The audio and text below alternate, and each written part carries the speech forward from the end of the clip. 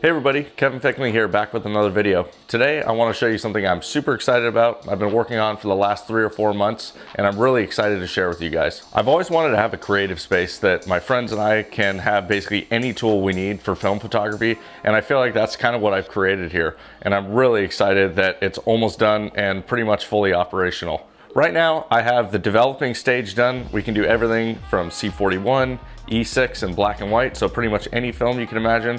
We also have the capability to do tintypes here, which is pretty cool. So I have silver nitrate, bath tanks, and fixing stations and everything you need to do that. And then I have about 5 different ways to scan the film depending on what kind of look you want to go for, if you want faster speed, if you want better colors. So I'll kind of walk you through the different processes that I have here and the different machines that allow me to create all these different options within film photography. Another reason why it took me so long to build this and get all this setup finished is that this garage, when I moved in here, was a complete mess. The floors had horrible paint all over them. The walls weren't properly drywalled. There wasn't electricity ran in here. So I really did a lot of work before we even started working on the darkroom to ensure that all that stuff would install properly and have all the plugs and outlets, and I built all the workbenches. So it was quite a long process, but I'm really happy with how everything turned out. I'm really a fan of having a clean workspace. So you'll see I got some nice matching drawers and bins that work down there that I can keep everything labeled and organized in.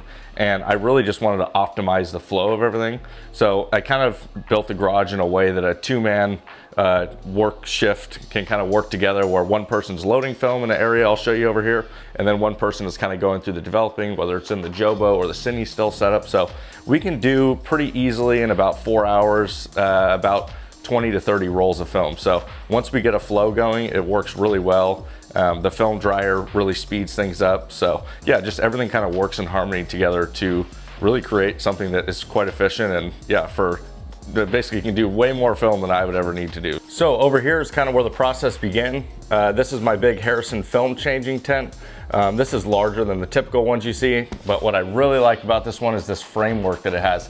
It keeps the bag elevated and not collapsing in on your project when you're trying to put your film inside the canister. So I definitely recommend this, especially if you're shooting large format. If you're only doing 35 and even 120, you can definitely get away with the cheaper, smaller bags, but man, for convenience, I can't live without this thing anymore. All right, so as you can see, we got the sink right here, which is pretty self-explanatory, but man, I'll tell you, it is so incredibly nice to have a sink where I've been running in and out of my old house for the past 3 or 4 years. You know, I would have a film canister, I would need to rinse it, so pour the chemistry back into the bottle and then run inside and then come back out, put the fixer in or whatever your next step is. So just having this sink, picked it up at Costco. It's nice stainless steel.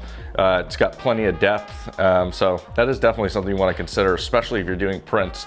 Don't put in too small of a sink, because you want to make sure that you have plenty of room to work with things basically as large as you ever anticipate going. So within reason, this is a pretty big size sink, and I think it'll work perfect for anything I want to do in the future. All right, so what we see here in the second one, I got my reels up here. I got my Patterson development tanks. I have some spare Jobo tanks up there, depending on what I'm going to use. Measuring cup, more reels. So this is just kind of like reel and storage, but the important thing is I know everything has its place, so I don't have to look around for things and search. And yeah, I mean, that's definitely, I know with a lot of people, can be a challenge, and I've dealt with it in the past when I use my bathroom as my dark room, and it's tough to find things. So man, having all this extra space and to be organized like this is really awesome. All right, so what we got here, like I talked about earlier, is my Jobo CPE2 film processor.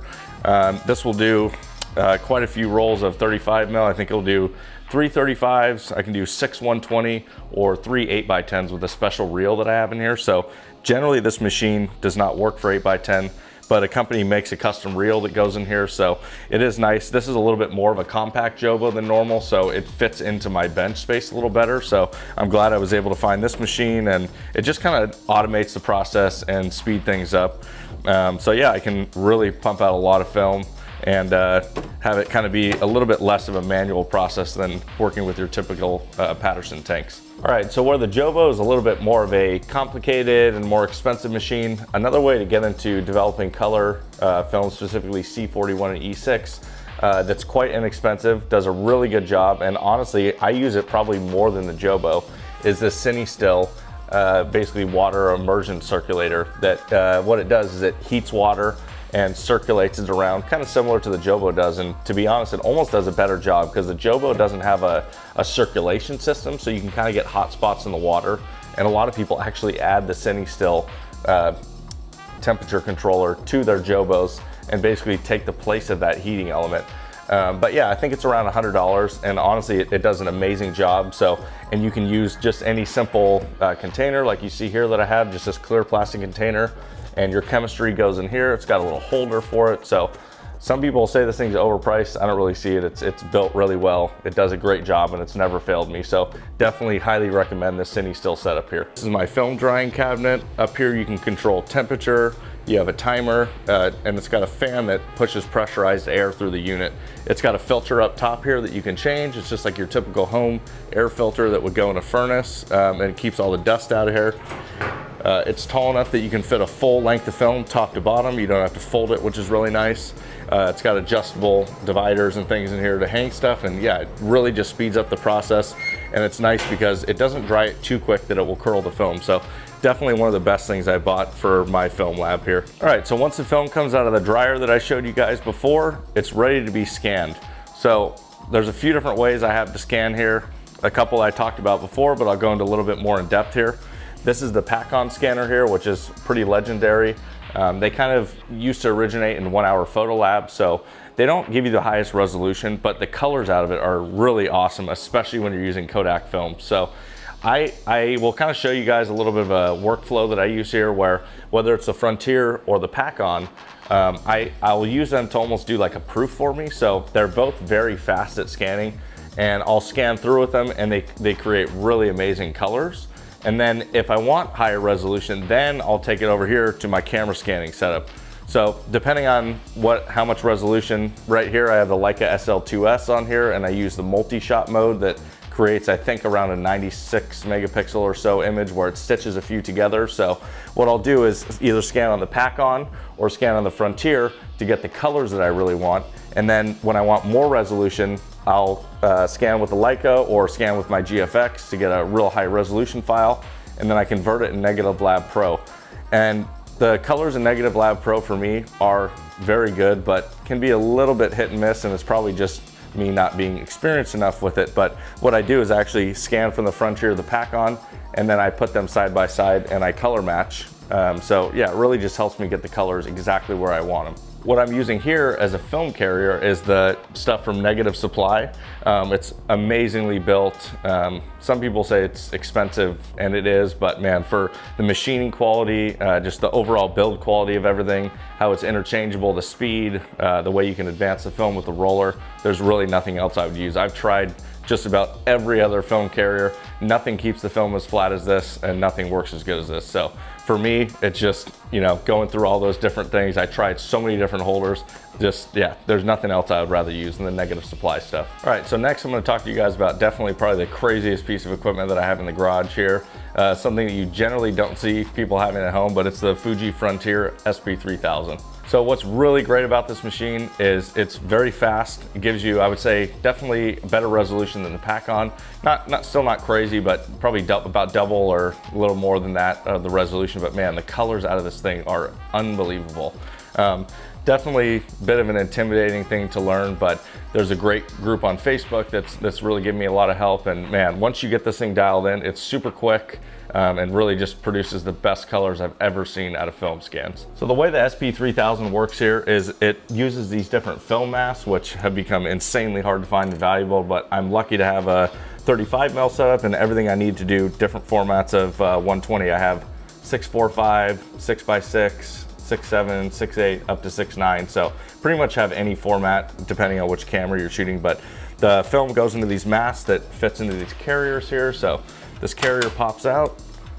The different film masks go into here depending on which format you're shooting. So this goes into here and they lock in to the carrier like that. To load your film in here, you basically pull this out. It's got a nice little light box here. Drop your film into here.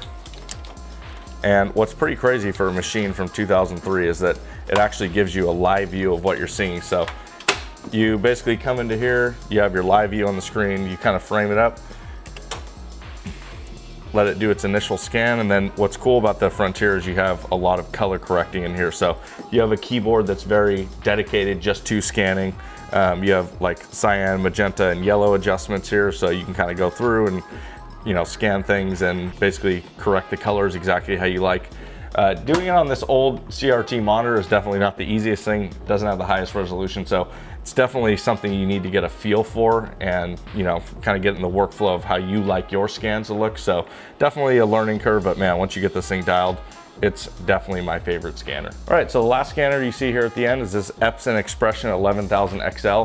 Like I said, it's got an absolute massive workbench on here, which is double the size of your typical consumer grade scanner. So it's basically got double the capacity. You can fit 2 of the typical Epson holders on here. So this is a 4x5 holder. I can do 8 4x5s at a time, 2 8x10s. And the other thing I use it for is for my panoramic medium format camera. So it's a 6x17 camera.